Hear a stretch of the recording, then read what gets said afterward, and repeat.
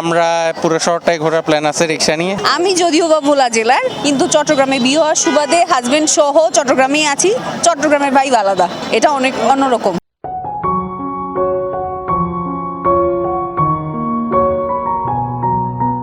দর্শক, 14 ফেব্রুয়ারি পুরা দুনিয়ার হাসে ভ্যালেন্টাইন ডে বা ভালোবাসা দিবস হইলেও আপামর বাঙালির হাসে আজ হইলো যে পহেলা ফাল্গুন। আজিয়া এই পহেলা ফাল্গুন উপলক্ষে বসন্তরে স্বাগতম জানায়ারে এডে কিশোর কিশোরী নারী পুরুষ বেগুনে ভিড় জমাইয়ে ফুলের দোয়ানত। তারা কিভাবে এই বসন্তরে স্বাগত জানার এবং এই পহেলা ফাল্গুন উদযাপন করে ইয়ানি জান্য মনারালই চলন চাই।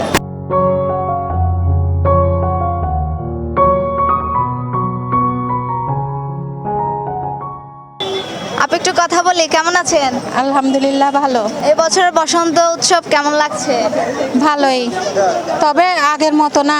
আগে যেমন আমরা সবাই মিলে মিশে দল মত নির্বিশেষে থাকতাম, আমরা এখনো প্রত্যাশা করি ওইভাবে থাকতে। বসন্তের সাথে তো ফুলের একটা মিল আছে। হ্যাঁ হ্যাঁ, এই অবশ্যই। ফাল্গুনের সাথে। হ্যাঁ। তো প্রতি বছর কি এখানে এসে আসলে এভাবে করে সেলিব্রেট করা হয়? হ্যাঁ, প্রত্যেক বছর করি আমরা। এখানে আমার মেয়ে আসছে, মেয়ে সহ মিলে করি আমরা। ভালোবাসা দিবস পহেলা ফাল্গুনের সঙ্গে কি আপনার? আমার মেয়েকে নিয়ে আসি আর কি। ঋতুরাজ বসন্তর আগমনে সারা দেশত বর্ণিল আয়োজনের মধ্য দিয়ে উদযাপিত বসন্ত উৎসব। ফুলের সৌরভ আর রঙের ছোঁয়ায় মুখরিত হয়ে উঠি চারিপাশ।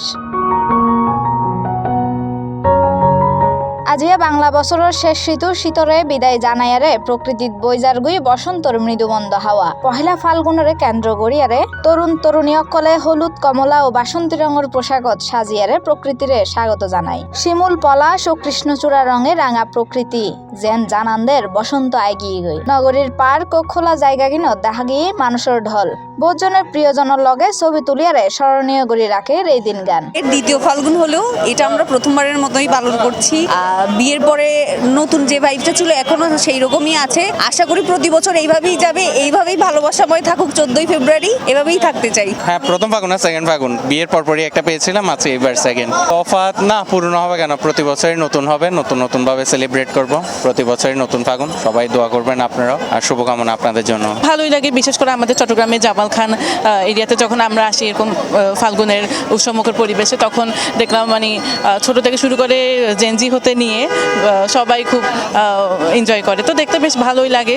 এখন তো বেগুনে যারা আছে আর বয়সী বেগুনে বন্ধু বান্ধব ফুয়া মায়ারে লই বাইরে যাবারে লইয়েরও বাইরে ও এক টাইম, বাচ্চারও রঙে বাইরের এক টাইম, ফ্রেন্ডেরও রঙে বাইরের এক টাইম, জামারে লইয়েরও বাইরে। আচ্ছা, জামাইলের কি শাড়ি আর কেন না? অবশ্যই আর কেন হইব, শাড়ি অবশ্যই আর কেন হইব। আমি আমার মেয়েকে নিয়ে আসছি। পহেলা ফাল্গুন বাঙালির একটা অনেক বড় উৎসব বলে আমি মনে করি। বাচ্চাদেরকে আসলে এই পহেলা ফাল্গুন সম্পর্কে পরিচয় করে দেওয়ার জন্য এখানে নিয়ে আসছি মূলত। আজকে পহেলা ফাল্গুন, আজকে আমি মায়ের সাথে বের হয়েছি। ফুল আসছে, আমি খোপায় ফুল দিব। ভালোবাসার রং আর আনন্দের বার্তা লইয়া আসছি পহেলা ফাল্গুন। প্রকৃতির এই রূপ ও উৎসবের আমেজ ছড়াই ফরুক বেগুনের জীবনত, ইয়ানি প্রত্যাশা বেগুনের।